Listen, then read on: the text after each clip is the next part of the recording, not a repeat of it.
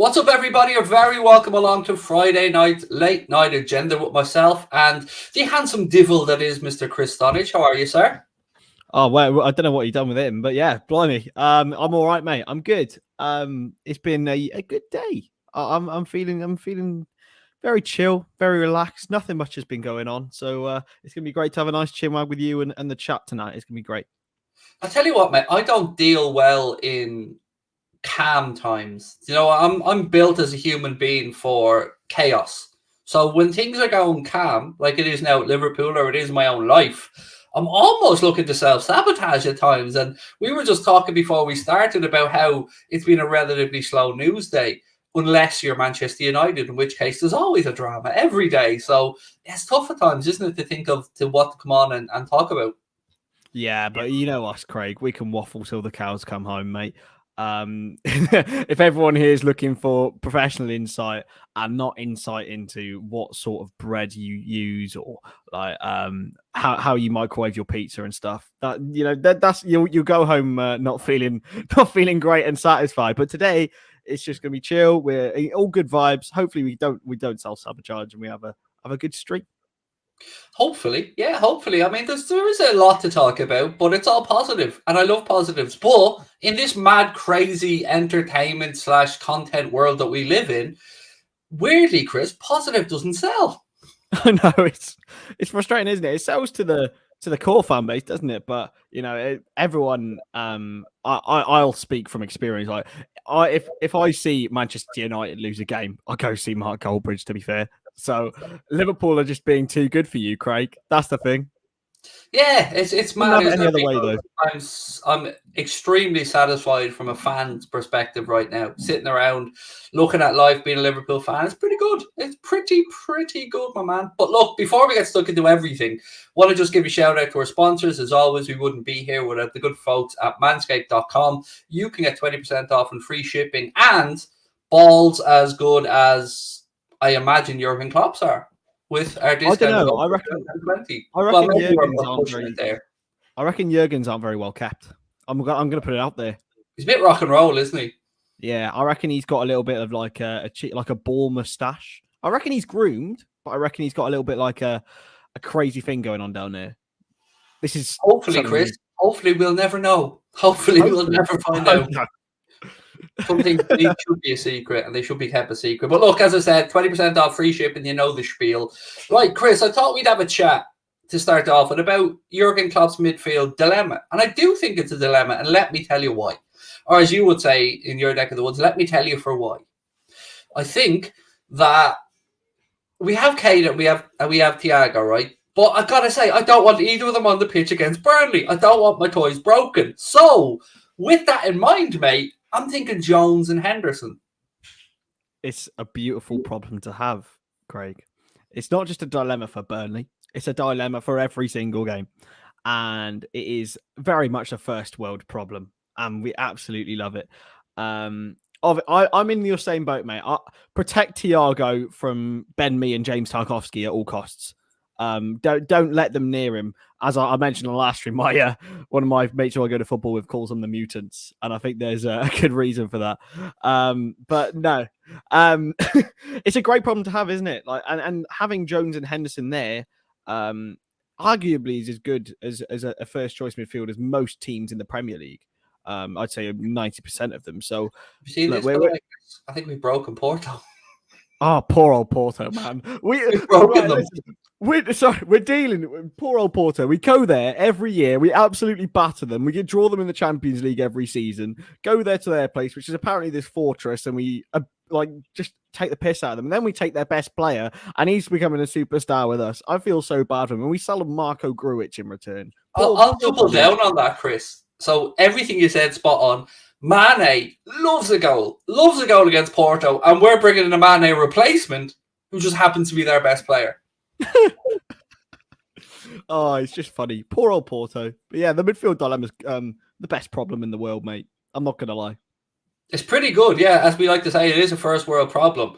But I want to stand off what I say, Chris. I think Henderson and Curtis Jones should start the game. And I just don't want Thiago Alcantara anywhere near Turf Moor, anywhere near the place. Yeah, But I don't know if you saw the stat, right? And I think Jurgen will be seeing it as well. 17 games of Thiago and Fabinho started and 16 wins. That it's almost it's like guaranteed, isn't it? It's ridiculous. It's and we never look in trouble in those games either, because I think that both of them provided such a perfect balance in midfield. And yeah, I don't want him anywhere near it either, to be honest with you. But he'll probably play. I mean, if we're being honest, he'll probably play. But I'd love to see Winter Gloves Thiago, by the way. Winter Gloves Thiago is a better Thiago. All of our best players yesterday were wearing gloves. Matip, Diaz, and Thiago. I thought they were all fantastic and all wearing gloves. And Diaz looked sharp, by the way. Looked very, very sharp, didn't he? Yeah, he looked brilliant. I think we've spoke about this off air a little bit, but there was an excellent piece on Luis Diaz written by James Pearce in The Athletic that speaks to Marco Gruia, speaks to a former coach, speaks to a TV presenter, and also I think to Liverpool fans over there in his home neck of the woods in Colombia. But a brilliant piece. And if you already didn't love him enough, go over there and give that a read. You'll love him even more and you'll buy into the story even more. But you know what I took away, Chris, from that game last night? Virgil van Dijk back, baby. He's back, and he is back at his best. He was imperious. He was, wasn't he? And I think a lot of people have looked and scouted for a mistake. I wouldn't say he's ever going to get to the 100% of the player that he was. And I think that even after a performance like that, even 80% of Virgil van Dijk is the best player in the world for me, the best defender in the world. And the fact that he's getting to 95% again is beautiful. And also, this is an absolute waffle, whoever commented that. £25 million. How could that be classed as a waste of money? Didn't Manchester United spend 65 on Fred? Well, look, Chris, we could go through Manchester United signings a lot here and pick it apart. You know, starting with the fridge. Oh, big fridge, man. I honestly don't know. Nat Phillips is better than him, and I will die on that hill. I will. I'm not even going to argue with you. I mean, why not? Why not? Sorry, mate, I cut across you there. Yeah, Van Dijk, he looked back to his brilliant best. So composed.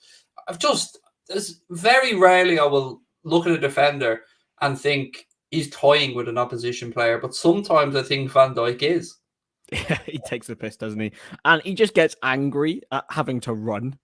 And because he doesn't usually need to, we know he's got the legs to run, but he doesn't rely on pace. And this is why I think he's a guy who can last 6 or 7 more years right at the top, like Ramos, who I think is still a little bit overrated, but we move. Like the Maldinis of the world, like the Nestors, they don't rely on pace. They didn't rely on pace whatsoever. They had it if they needed it in their locker, but they read the game so brilliantly well. And he's got, as we mentioned yesterday, Craig, he's got such a beautiful passing range. Like, it just sort of feels like whenever he's on the ball, nothing's going to go wrong. You know, when you get a feeling like sometimes something's going to go wrong, it's never going to go wrong with him whatsoever. Yeah, it's life's just good, as I was saying, and I'll continue to say life is just pretty good at the minute. Now, I know you were speaking to somebody from the Burnley side with the transfer room, and I think you said to me before we started that there's a few doubts around a big Burnley player for this one. Yeah, Maxwell Cornet obviously went to AFCON, didn't play very much at all for Ivory Coast, has come back and hasn't featured whatsoever really yet. Sean Dyche said this morning, I was speaking to Andy Jones, who's the athletic the athletic correspondent for Burnley, and he said that Cornet will maybe play 10, 15 minutes, but won't play too much of a part. But to be honest, mate, I'm worried about Wout Weghorst. I genuinely think he's a real top class player. I don't understand how I rate Chris Wood, but I don't understand how they sold him for 25 million and probably bought in twice the player in Weghorst for 12. It's ridiculous. Like, he is such a good player. He's got such a good record in the Bundesliga, and I tell you what, I'd be surprised if they didn't stay up. I'm really confused as to who's going to go down and who's going to stay up this year. It really is like changing every couple of weeks. Really, and look, Everton are in that conversation now. They really, really are. I was actually took a little bit of time to look at the league table earlier on and go through the fixtures and go through how many games the hand teams have, and Everton are in a bit of trouble. But before we move on, I believe some congratulations are in order for you. Me? Yes. Connor, I just got something Connor posted into the WhatsApp group about Newport. Am I right? Newport City, yeah. No, so not Newport County, Newport City. I'll be taking over their graphic design and stuff there. So, bit of a work placement for me. So it's going to be good.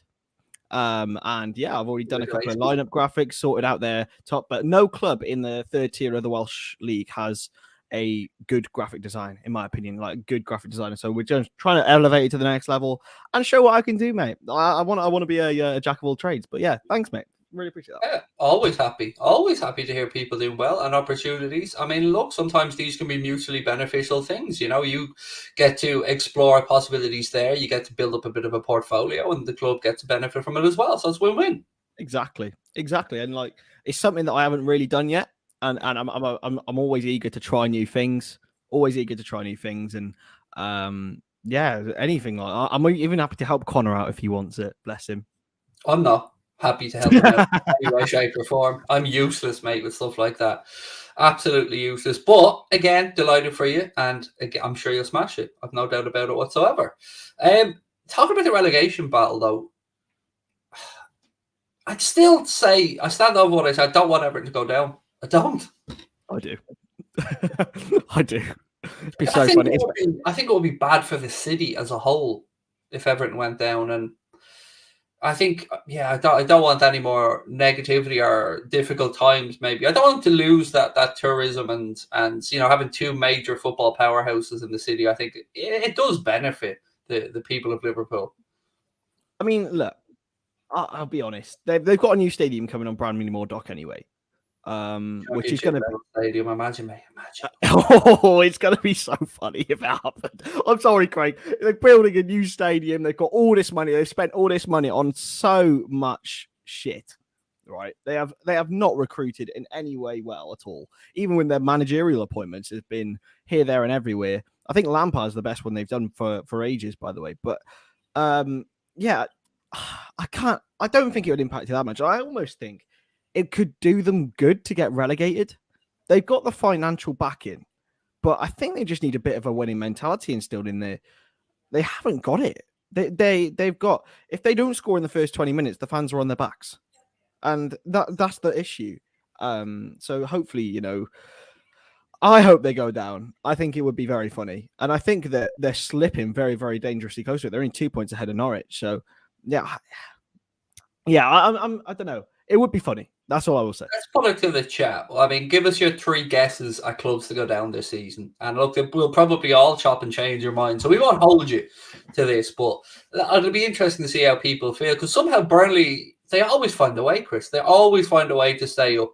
And I think they'll do it again this season, you know. They've only lost 8 games this season and they're bottom of the league. Which is pretty crazy. They've only won 1, by the way, but they've only lost 8.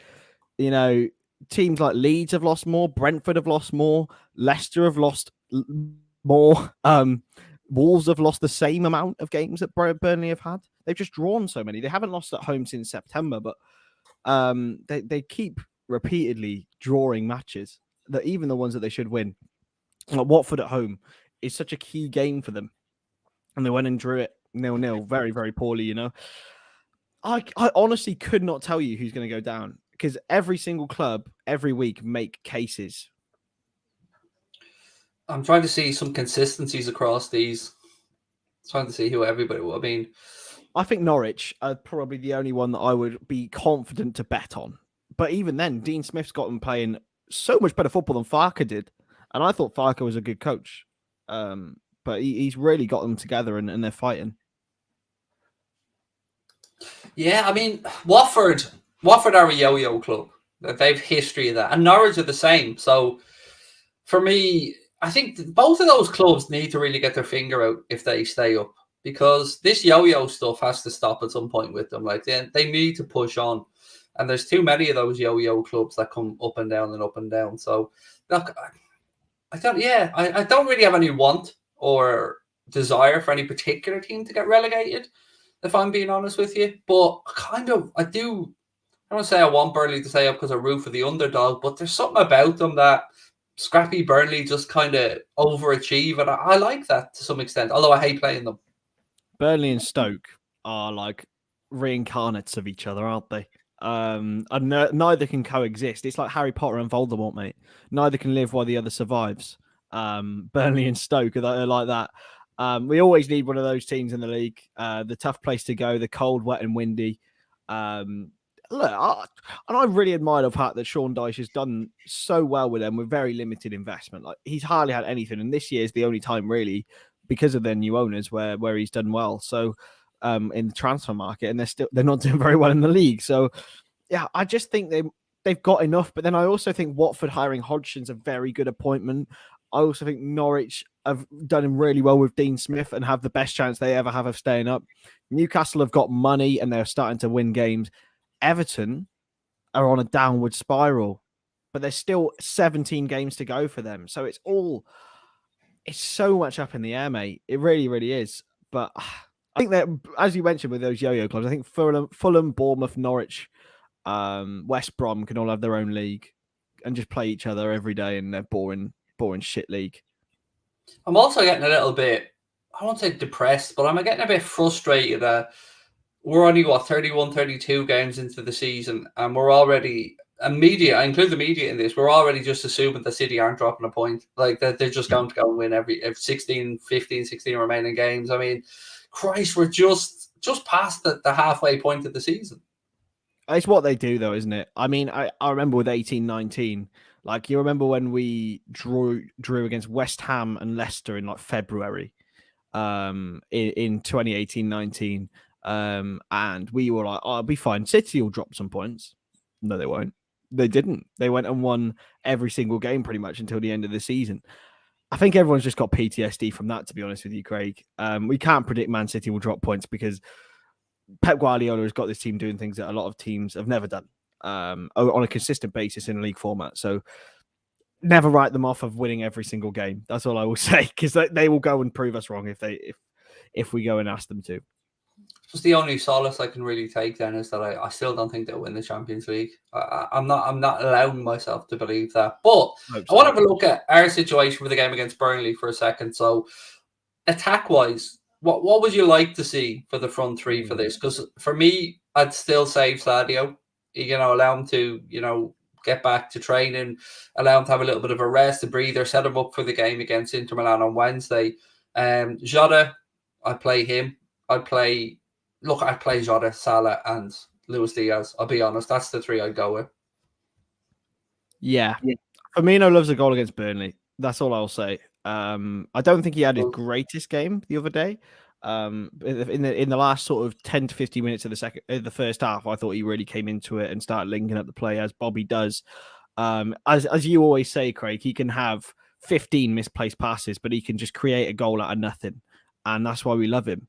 And I think he might start. I think he might still go with. I think he might leave Diaz out, considering he played 90 minutes on Thursday to Sunday. I think he might save Diaz for the Champions League as well, or he might save Mane for the Champions League and leave Diaz out. So, isn't it brilliant to have these options though? Isn't it just fantastic? And this is, we've got Origi back now training as well. And Minamino. Yeah, it's seven decent. No, relax now. Relax. Oxlade-Chamberlain scored 2 goals.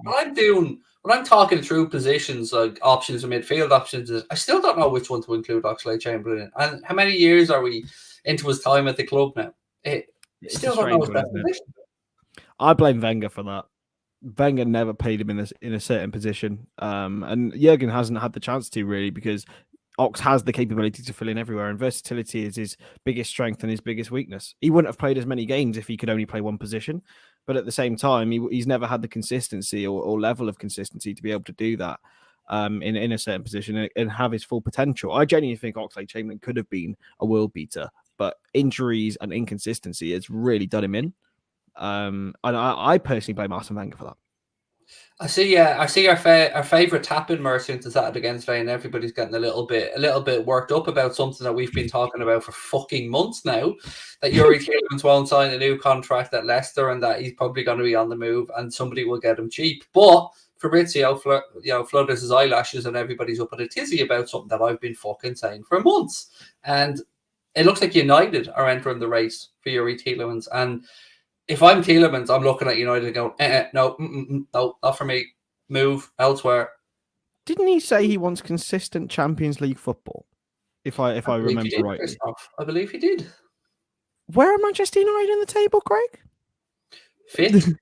I think they're 5th at the minute, but I'm predicting a 7th place finish. Honestly, I think they're the weakest out of the 4 sides going for the Champions League spots. I genuinely do. I do think that West Ham, Tottenham, and Arsenal are better than Manchester United. I just think that Man United have no sort of togetherness, no consistency, where all 3 of those teams seem to have a plan. I don't think Man United have that at the moment. I mean, there was the stories coming out today about what did they called the assistant manager Ted Lasso. Yeah, I've seen that. Which is like, and saying Rangnick. This is the players, by the way, calling. I know. Obviously, Rangnick came out and denied it, but no one would make that up. That is not a lie. You can't think of that, and like, come on, they're a club in shambles, mate. And what Yuri Tielemans, a player who probably 2 or 3 years ago was looking at a move to one of the best clubs in the world, at Real Madrid, a Liverpool, a Barcelona, a Bayern Munich, even a Man City, would even consider Manchester United. On a footballing perspective, I don't know. The only way he goes there is money. Yeah, potentially.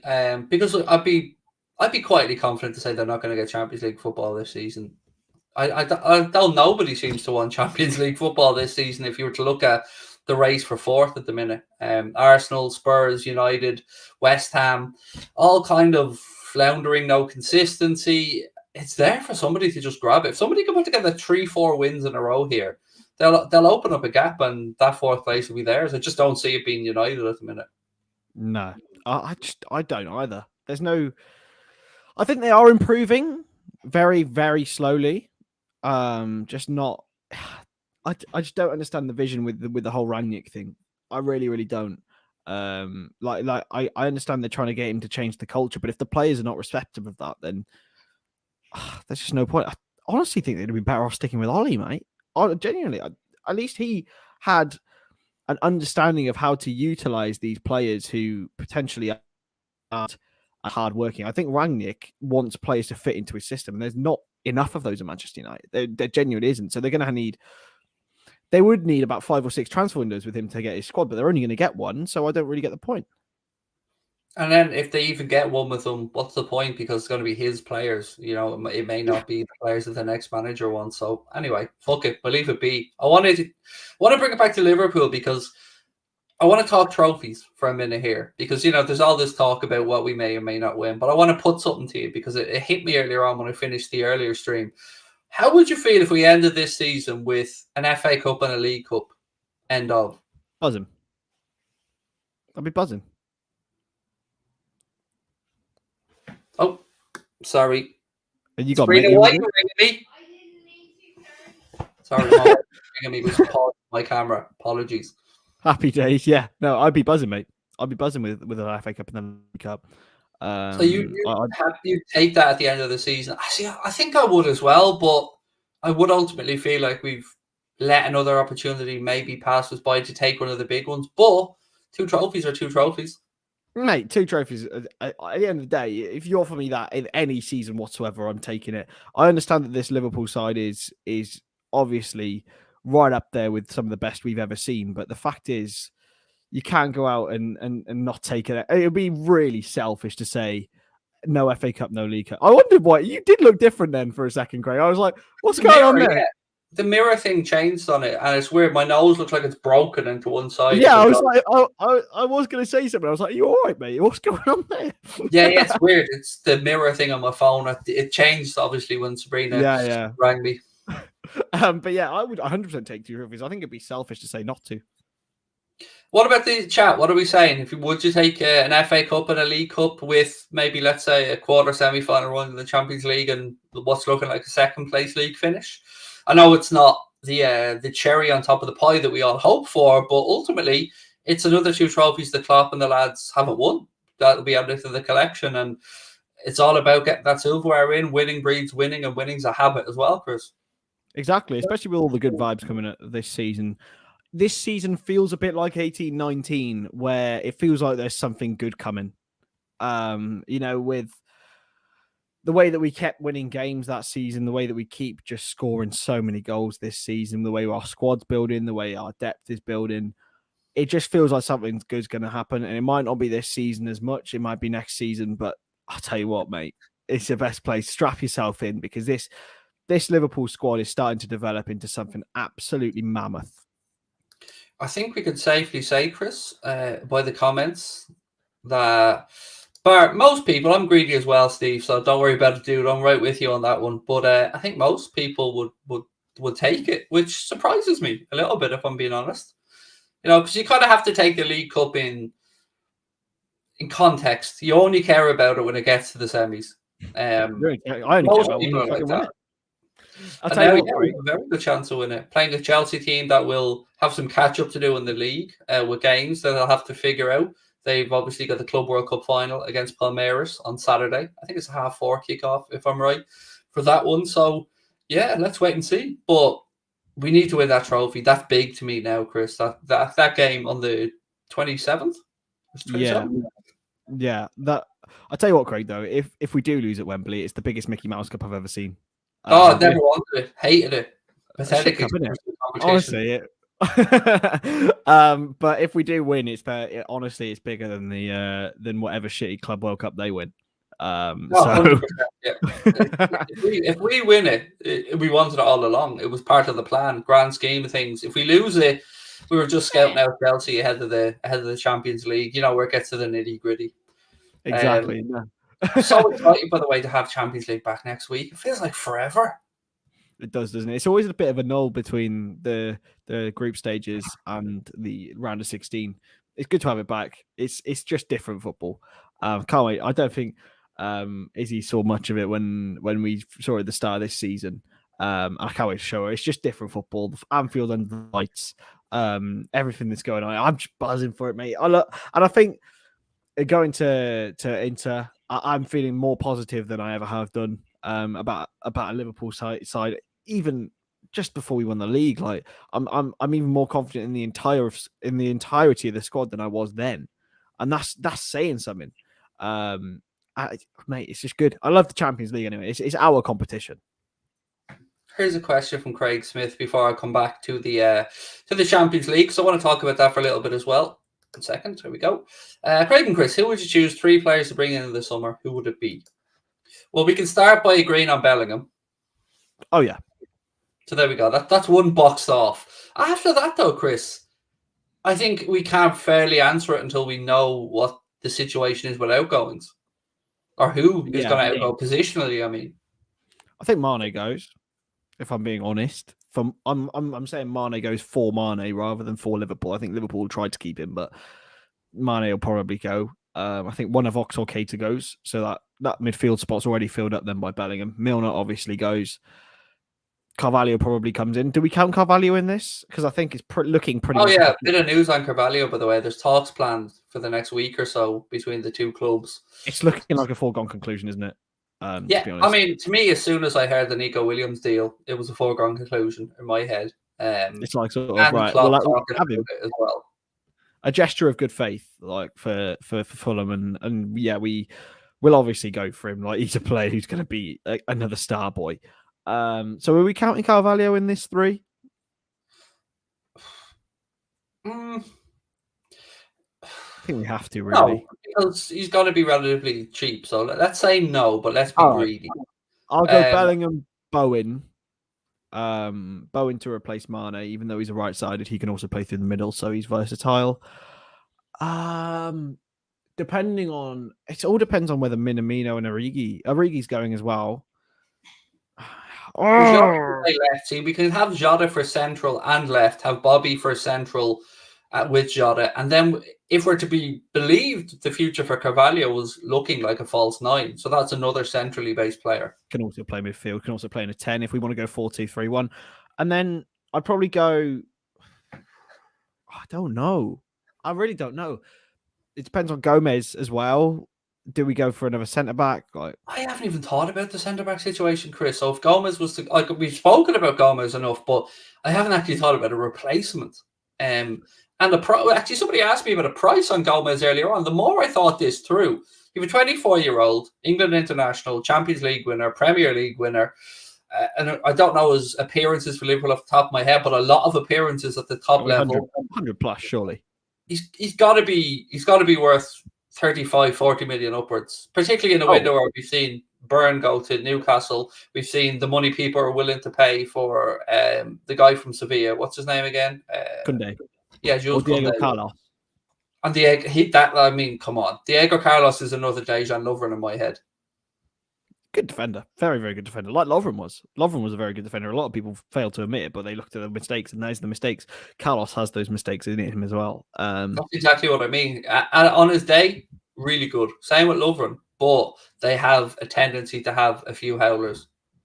Yeah, absolutely. And he's got one of the worst disciplinary records in the league. So he should be at Arsenal then. Straight into red card. By the way, as a referee, I look at that red card yesterday that Martinelli got, and it's absolutely spot on. I do not understand how anyone believes this is a controversial decision. I haven't seen the incident, but I gather it was 2 yellow cards for the same passage of play. Yeah, so basically, Martinelli shoved the guy who was going to take a throw in, who was going to be a quick throw in, so it would be stopping a counter-attack. So that's a yellow card. The throw-in still gets taken because he managed to squeeze it through despite Martinelli's efforts. Martinelli runs after another guy and shoves him down a horrible... it was a cynical foul. It was 2 cynical fouls, so it was 2 yellow cards, and he's off. I praised Michael Oliver because it would have been easy to just give 1 yellow card there, but he was absolutely spot on. Interesting. I mean, I'd read the passage and the referee watch on Sky Sports on the app today, but yeah, I still haven't seen the incident in real time. And also, Ferdinand and the other pundits, I can't remember who else was on there, were shunning Oliver for it, but they've never done a referee course to my knowledge in their life. They're saying, oh, this is the standard of refereeing that we have in this country, when he was absolutely bang on. Yes, criticize the referees when they get it wrong, but praise them when they get it right. I mean, I'm somebody that fully believes he's one of the best, if not the best, referees we have in the Premier League, Michael Oliver. Yeah, 100%. And he is one of the best ones, and that doesn't mean he's prone to mistakes, but that also doesn't mean he's prone to making good decisions. So, look, I think you have to praise referees when they deserve it. And 2 clear yellow card incidents is exactly the same. You know, it's exactly the same as if he did it 30 minutes apart from each other. You see, by the way, Frank Kessie's being tipped to move to Barcelona now. Has he? How are they affording all of this then? I don't know. Well, look, it's a free transfer, I suppose, and I would imagine there would be take £2 a week now, and we'll give you 400 grand a week in 2.5 years type of scenario. I mean, look, they've got that potential Spotify deal on the horizon as well. Have they? Spotify deal, have you not heard about it? No, I haven't heard that. Oh, 200. I think it's like about 85, 90 million a season for 3 seasons. And part of the agreement, apart from the sponsorship on the shirt, would be that it would be called the Spotify Nou Camp. That's quite a cool name, though. I'm not going to lie. Out of all sponsored stadium names, I think I might say that's probably one of my favourites. I mean, there's definitely a lot worse you could have, 100%. But, I mean, if you're an Arsenal fan right now, you're sitting back going, that's our money. That's our money. That Daniel Ek money should have been our money. But do you know what would be the best sponsored stadium name, Craig? The Manscaped Stadium. Manscaped would be pretty good, wouldn't it? Pretty good. Manscaped Stadium would be interesting. I don't know who it is in Scotland, but they raffled off their stadium name, and they let a fan decide what their stadium would be called. Really cool idea. Didn't go Bodie McBoatface again, did they? I don't know actually. Let me just see what they do it. Stadium name raffle. Okay, so it's Prince Moomin's Palace. Nice. That's what it's called. And that is the stadium. Oh no, it's in Wales. It's in Wales. It's in Wales, and it's in Llantwit Major. There we go. There you go. Nice. Whatever it takes to bring the shillings in. And look, from Barcelona's perspective, yeah, they are in a bit of a mess. I think they'll pull out a Champions League finish this season, by the looks of it. They're getting back up there. So yeah, they've got some rebuilding to do. But I wanted to just talk about the Champions League again for a second, because I feel like we touched on it earlier on. Some great ties coming up. Obviously, PSG, Real Madrid PSG. That's one big gun going out of this competition early doors here in the knockout stages. So, what are your thoughts on that one? I think Real will beat them. Oh, I'd put my house on it. I don't think PSG have got the level of togetherness to get through a Champions League campaign, especially not the way that a Real Madrid side, which is very well drilled by Ancelotti in his way of playing. He's got such a free-flowing style of coaching. He honestly, I love Ancelotti at a big club. He couldn't do it at Everton because he didn't have the players to do it, but at a club like Real Madrid, where he's loved and adored, he's done really well there. I will say that he's really unlocked a couple of players as well. But yeah, no way did PSG get through that. I'd be so surprised. Yeah, I'd be shocked as well. But either way, it's benefiting the rest of us that one of them are going out. I think United will go out to Atletico, if I'm being honest. The more I think about this tie, the more I don't envy United fans having to sit through 2 games against Atleti. By the way, my thoughts are definitely with you all on that one, because fuck me, mate. Our games against them were frustrating at times, seeing the cheating, the diving. I think United will get through. I think it's the sort of thing that Atletico are not having a very good season either at all. They're sitting outside the Champions League places. I think we sat off the gas when we went 2-0 up there, and we could have beaten them 4 or 5-0 if we'd have kept going. We managed to make it 3-2, and then we just completely and utterly dominated them at our place. Leicester put up more of a fight than Atletico Madrid did. We also bitch slapped United 5-0 at their place, mate. That is true. That is extremely true. 5-0, by the way. We did beat them 5-0. But yeah, I just have a feeling it's a Spawny United kind of game, I think. On this, someone said, how do I feel about the Barcelona situation? It's absolutely fucking deserved. 100% deserved the situation they find themselves in. They flouted the rules, in my opinion, for a long time. They're in a league where themselves and Real Madrid get more money than the rest of the league anyway, and they've always had Champions League qualification as a given. So we have no sympathy. I have sympathy for the fans, obviously, who had no involvement in the decisions made, but ultimately it's their own fault for overspending. And me, Chris, the dogs on the street, the pigeons next door, any of us could have told them that some of these deals they've made were horrendous. They were awful, weren't they? Like the Dembele deal and the Coutinho deal, especially financially. Griezmann, shit deal. Griezmann, like who else? They bought Titi for ridiculous money. They bring in an aging Pjanic and get rid of Arthur going the opposite. That was a very illegal deal, wasn't it? It came out that is still it's now, I think it's under investigation because it's of some underhand agreement that with third parties and stuff. Yeah, there was some stuff about some solicitor fee or some legal fees and some, I think, third-party payments, yes. Yeah, so they're a dodgy club, man. Honestly, I think it's a narrative thing, but people like to see the big guns fall. And especially when the big guns try and flex their muscles in ways that they can't, then yeah, it's quite satisfying, I think. And I think they deserve it. Especially not the fans, but the board and the people behind it deserve this. The treatment of Coutinho alone for me deserves it, because you've seen straight away. Obviously, there's a player in there again. He's back at Villa. He looks revitalized. He looks full of confidence again. He's got the crowd behind him. He's got a manager that believes him, and he's starting to show up. So, I don't think enough was made about the treatment of Dembele either, by the way. Like, basically telling him, you're going in January or you're signing a deal elsewhere. No, fuck you. He's got a contract. Don't like it, tough shit. Exactly. Not that I'll say that Ousmane Dembele is the shining light in all this. He's had several attitude problems. He thinks he's worth a lot more. But that's probably because of the inflated price that Barcelona put on his head, the inflated ego that Barcelona gave him himself. I think you just see it with the way that they've treated their players, the way they've treated their managers, the way that they've treated everyone within that club, that they just deserve it, mate. They really, really do. And it's almost satisfying. I will say that. So who worries you in the Champions League? Who would you not like to see us come up against in the quarters? Avoid Real Madrid at all costs. Oh, see, I feel we owe them. I feel we We owe really them. do owe them, but I just feel like they have this aura around them. Manchester City as well. Look, I know they're not great in the Champions League, but they are Manchester City at the end of the day. They're one of if not the best team in the world. But I do think we beat them over 2 legs. But I worry more about Real Madrid than I do about Man City. But and maybe Bayern as well. Avoid Bayern. Yeah, Bayern for me. Yeah, I think I agree with you on Manchester City, but yet, the irrational part of my brain just refuses to compute that they'll ever win the Champions League.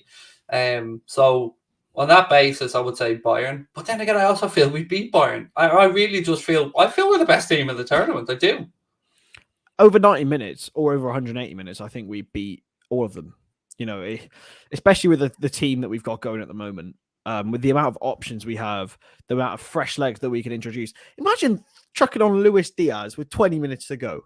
Like the way that he completed in that Leicester game more take-ons than any other player within 90 minutes of Liverpool players this season. He just dribbles. He goes at players. We don't have that anymore. We used to probably have it with Mane, and maybe Coutinho as well. But Diaz is a player who we can throw on in the last 20. You can potentially throw on Firmino, who's got such a close touch. You can throw on Harvey Elliott, Naby Keita, maybe. Or you could throw on Thiago if you don't start him. There's options there, and there's a squad that is capable of beating any team over 180 minutes. See, that's the key for me. Over 180 minutes, I would much rather play Real Madrid over 180 minutes than 90 in a final. Yeah, 100%. Especially with Anfield behind it. It's obviously Anfield Knights Champions League. I want to avoid Real Madrid, Man City at all costs. Really, hopefully they play each other. And maybe Bayern play PSG or something, or Bayern play whoever gets through. But they can't play PSG, can they? If Real Madrid get through to, but yeah. Honestly, just avoid the English teams, and apart from Man United, and avoid Bayern, and avoid everyone. Just let us have the easiest passage through. I love 2 legs against United in the quarters, mate. Oh, that would be the best and easiest draw, apart from Salzburg, if Salzburg get past Bayern. But get the winner of Real PSG to play Manchester City, and then we'll knock out the other Manx, and we give Chelsea Bayern, and let them take care of each other, and somebody knock out. I mean, that would be delicious. Is it sort of weird? We've played Chelsea in a quarterfinal. We've played them in a semi-final. Maybe this year we play them in the final. Oh, I don't know about that again. Just English teams in the final in a one-off. I feel like they know each other too well. They're I don't know. Oh, I'm always nervous about the one-off games. Even Tottenham. Imagine we get United in the quarters. Imagine they got through against Atleti and we got them. Even when we played them in the Europa League, you remember we played them in the Europa League, and we were just a class above them, even though I think we finished 4 places below them that season. But already, goal near post beating the Gea. Oh, it's beautiful. And even in the home leg, we were just so much better than them. I think Sturridge and Firmino scored, and we were just all over them. We dominated them possession wise. We dominated them in every stat. And then we went to their place. Coutinho lobbed De Gea, and it just killed the game. That is the attitude we should have, really, considering the squad that we have. Welcome in, by the way, Steve. Big up, Steve. Elite name, by the way. It's just great, though, isn't it? Just Champions League. But there's just something special about that anthem. Just hearing the champions. I apologize to everyone who thought they were rid of my singing. No. I apologize to fucking nobody. I'm going to keep singing. I'm going to keep singing, and I'm going to get worse. And you're going to have to deal with it. To be fair, these lot had to endure, and so did you, the fairy tale of New York happening. I mean, see, it wasn't for me, mate, the tone of the singing that bothered. It was the lack of knowing the words that got to me. I think everyone else thought it was the tone of the singing. I need your help, Chris. I need your help. And I need like, as much as I refuse to sing the Diogo Jota song, I need to learn the words. I have to. So come on, help me out. I don't know the tune. Right, so it's like, oh, he wears number 20. He will take us to victory. And when he's running down the left wing, He'll cut inside and score for LFC. He's a lad from Portugal. Better than Figo, don't you know? Oh, his name is Diogo. Easy. Still shit, though. It's such a good too song. drawn out. It's too long. I came up with a little thing for Diaz yesterday when I was pissed in the evening. With the Casio keyboard. Izzy, listen to this. You love this. It was to Shivers by Ed Sheeran, right?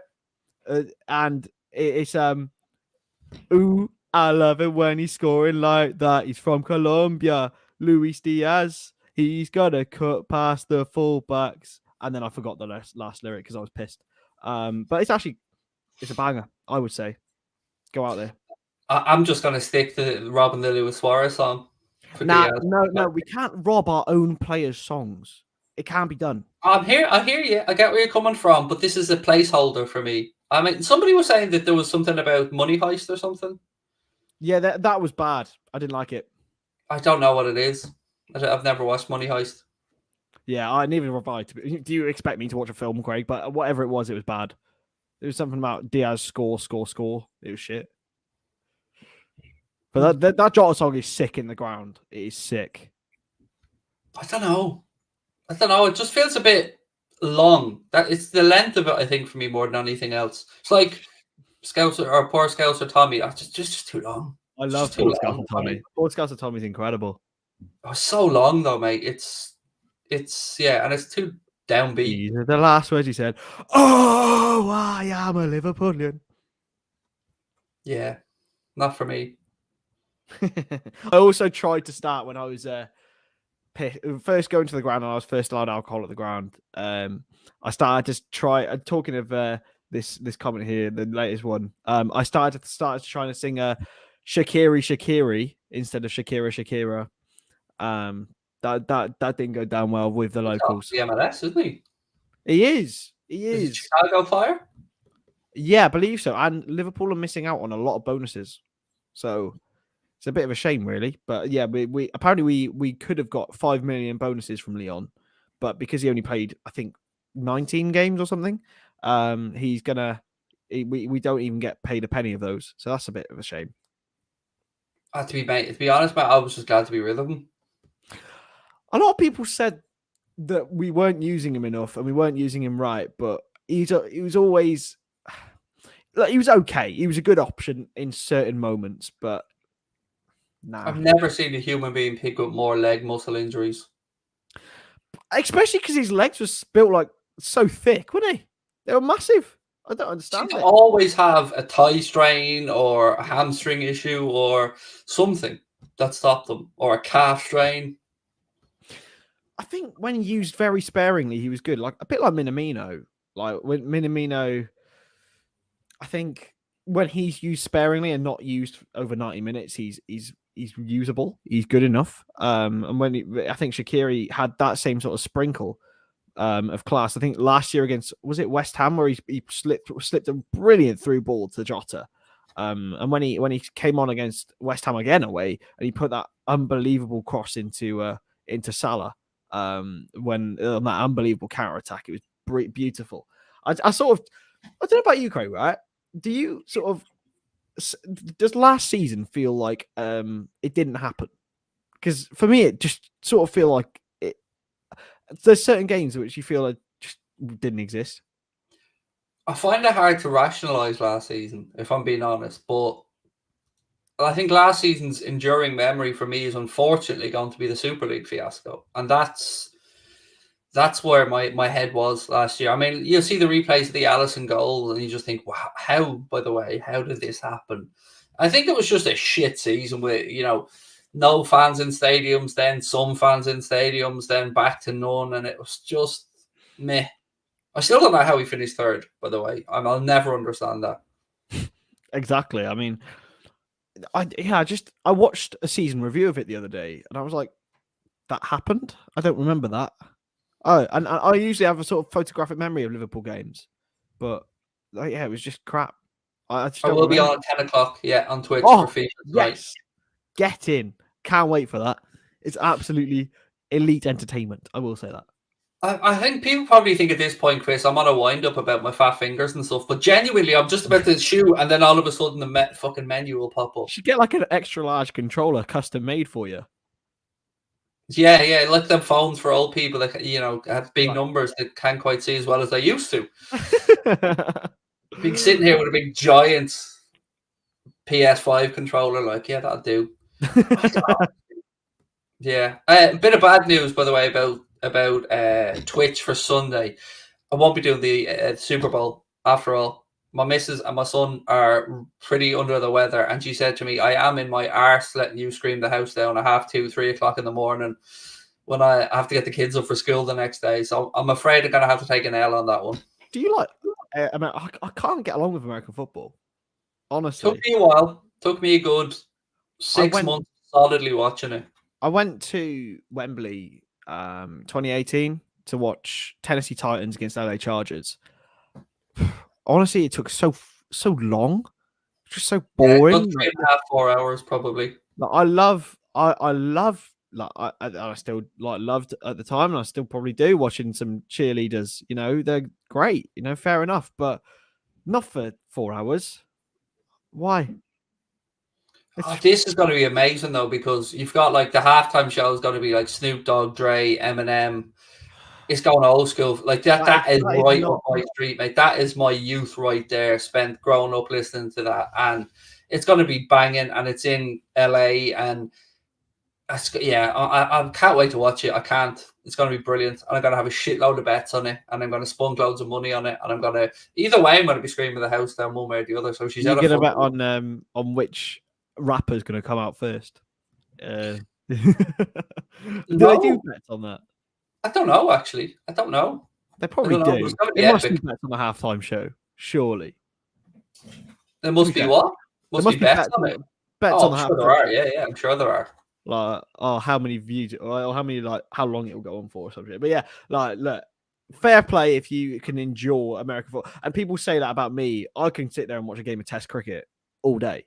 Oh no, couldn't do it. I'll watch it. I watched the One Day World Cup, the 50 over one. I watched a little bit of T20, every now and again, because it can be quite exciting. And it's because I just understand like the nuances of it, and I'm sure you and older fans understand the nuances of NFL. But it's enough for me, mate. It's another sport that when we start doing good on it, the English just nick our fucking players. Yeah. Morgan was the one-day captain for the longest time for England, and he was Irish. Ed Joyce before that, he was half-inched as well.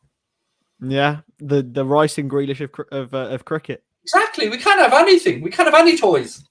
No, exactly. But to be fair, Rice and Grealish are English, but then they went to yeah.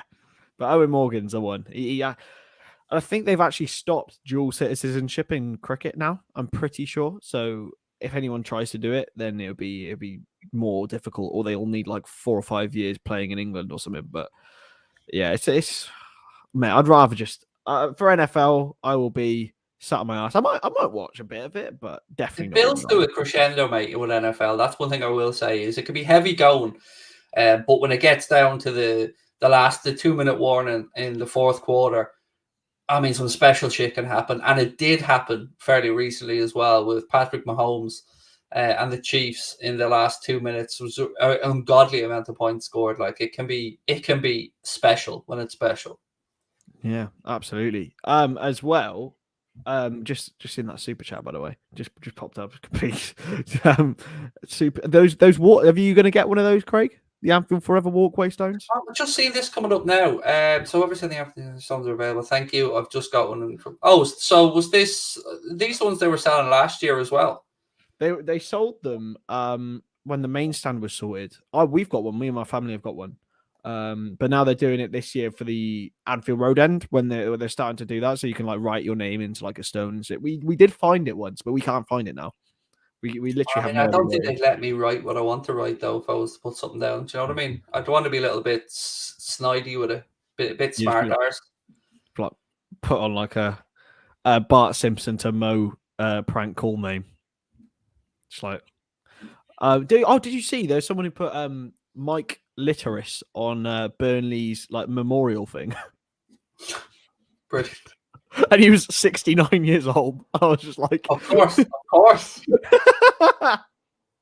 That's nuts. unbelievable. Right. We shall bring this to a close, and I'll get set up for the FIFA stream. So yeah, 10 o'clock over on Twitch if you want to join me tonight. I want to say thank you to Chris and our sponsors, Manscaped, as well. 20% off and free shipping. Is that an orange? I don't like orange. I don't like orange. I love orange. Hit and miss. I'm more of a plum and a peach man. I've decided to, so I can eat more fruit. I've got a fruit bowl on my desk. See, do you want to hear my reckoning to this before we go?